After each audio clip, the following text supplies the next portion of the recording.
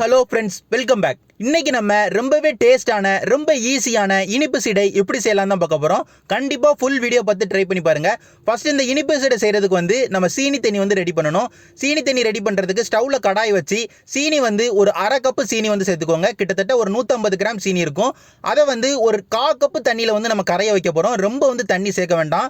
ஏன்னா நம்ம சேர்க்குற தண்ணி நம்ம மாவு மிக்ஸ் பண்ணதுக்கும் சேர்க்க போகிறோம்.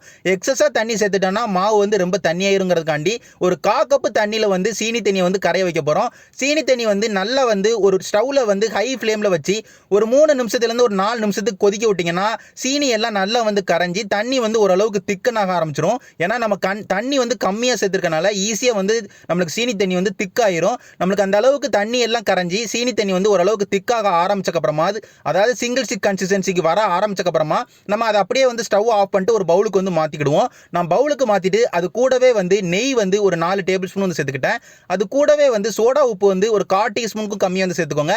சோடா உப்பு அதிகமாக சேர்த்துட்டிங்கன்னா உங்களுக்கு வெடிச்சிரும் நம்ம பொரிக்கும் போது. அதனால ஜாக்கிரதையாக ஓரளவுக்கு கம்மியாகவே சோடா உப்பு சேர்த்துக்கோங்க நான் சொன்ன அளவில். அதுக்கப்புறமா உப்பு ஒரு 1/4 டீஸ்பூன் மட்டும் சேர்த்துக்கோங்க.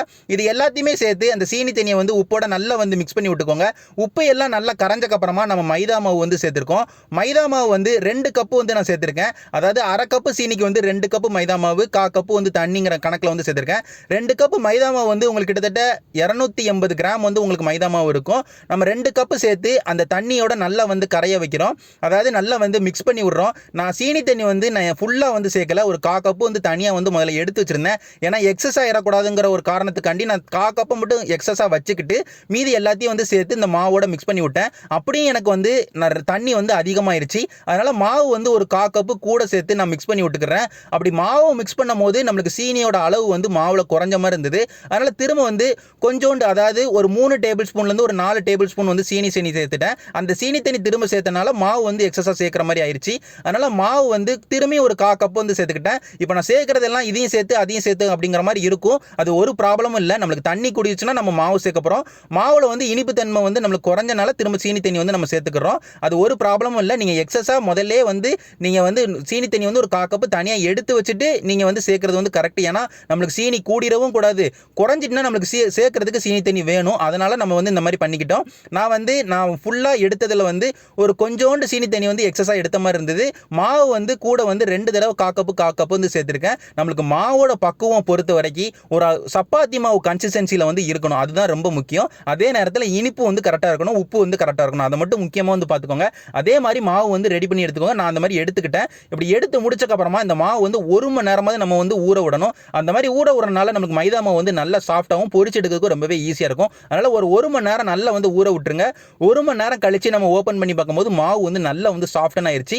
அதுக்கப்புறமா நம்ம மாவு நம்ம சப்பாத்தி மாதிரி நல்லா தட்டி எடுத்து ஓரளவுக்கு ஷேப்பாக ஒரு ஸ்கொயர் ஷேப்பில் கட் பண்ணி எடுக்கணும். சீடையை பொறுத்த வரைக்கும் நம்ம உருண்டையும் நம்ம போடலாம். அதே நேரத்தில் ஓரளவுக்கு சின்ன சின்ன பீசஸாக ஸ்கொயர் ஸ்கொயராகவும் நம்ம போட்டு பொரிச்சு எடுக்கலாம். நான் ஸ்கொயராக போட்டு பொரிச்சு எடுக்க போகிற காரணத்துக்காண்டி நான் இதை நல்லா மாவு ஓரளவுக்கு பெரிய சைஸ் எடுத்து அதை நல்லா உருட்டிக்கிட்டு அதுக்கப்புறமா அதை சப்பாத்தி மாவு மாதிரி நல்லா தட்டி எடுத்துக்கிறேன். நீங்கள் வீடியோ பார்த்தாலே தெரியும். மாவு ரொம்ப மெல்லிஸாக நீங்கள் தட்டிட வேண்டாம். ஓரளவுக்கு லைட்டாக திக்னஸ் ஒரு 1 இன்ச்சிலிருந்து 1.5 இன்ச்சா திக்னஸ் இருக்கணும். அப்போ தான் நம்ம பொரிச்சு எடுக்கும் போது நம்மளுக்கு நல்லா இருக்கும். ரொம்ப நைஸாக தட்டி எடுத்துடாதீங்க. நம்ம ஓரளவுக்கு கனமாக தட்டி எடுத்தக்கப்புறமா அதை கார்னர்ஸ் எல்லாமே எக்ஸஸாக இருக்கிற கார்னர்ஸ் எல்லாம் கட் பண்ணி எடுத்துட்டு நம்ம அதை ரொம்ப சின்ன சின்ன பீசஸாக கட் பண்ணி எடுக்கிற ஷேப்புக்கு இந்த மாதிரி ரோ வேஸாகவும் காலம் வேஸாகவும் கட் பண்ணி எடுத்துட்டோம்னாலே நம்மளுக்கு ஓரளவுக்கு ஸ்கொயர் ஷேப்பில் நம்மளுக்கு மாவு கிடைச்சிரும். இதே மாதிரி எல்லா மாவையும் தட்டி எடுத்துக்கோங்க. நீங்கள் எக்ஸஸாக கட் பண்ணி வச்ச மாவையும் திரும்ப ஒன்று சேர்த்து நீங்கள் எந்த மாவுமே வேஸ்ட் பண்ணாமல் சீடை ஷேப்பில் நல்லா எல்லா மாவையுமே கட் பண்ணி எடுத்துக்கோங்க. மாவு எல்லாத்தையும் நம்ம ஓரளவுக்கு ஸ்கொயர் ஷேப்பில் கட் பண்ணி முடிச்சக்கப்புறமா அதை ஒரு பவுலுக்கோ இல்லை ஒரு பிளேட்டுக்கோ மாற்றி வச்சுக்கிடுவோம். மாற்றி வச்சக்கப்புறமா ஸ்டவ்வில் கடாய் வச்சு நம்ம இதை எல்லாத்தையும் பொரிச்சு எடுத்துக்கலாம். பொரிச்சு எடுக்கிறதுக்கு எண்ணெய் கடலெண்ணெய் ஊற்றிக்கிட்டேன். பொரிச்சு எடுக்கிறதுக்கு கடலெண்ணெய் ரொம்பவே டேஸ்ட்டாக இருக்கும். முடிஞ்ச அளவுக்கு கடலெண்ணெய் பயன்படுத்திக்கோங்க. எண்ணெய் நல்லா சூடாக ஆரம்பிக்கணும். சூடாக ஆரம்பிச்சக்கப்புறம் தான் நம்ம போட்டு பொரிச்சு எடுக்கணும். சூடு ஆகாமல் போட போடாதீங்க, அது வந்து ஒரு மாதிரி எண்ணெயை வந்து குடிச்சிரும். லைட்டாக சூடாக ஆரம்பிச்சக்கு அப்புறமா நம்ம கொஞ்சம் கொஞ்சமாக போட்டு வந்து பொரிச்சுக்கிடுவோம்.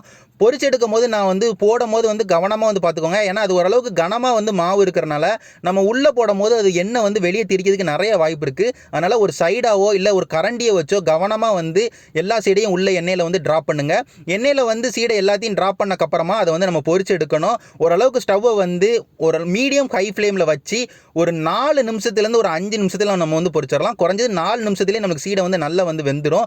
சீடையும் வெந்துடும், நம்மளுக்கு நல்ல மொறுமொறுப்பாகவும் கிடச்சிடும். கலரும் ஓரளவுக்கு லைட் ப்ரௌன் கலருக்கு வந்து மாறிடும்.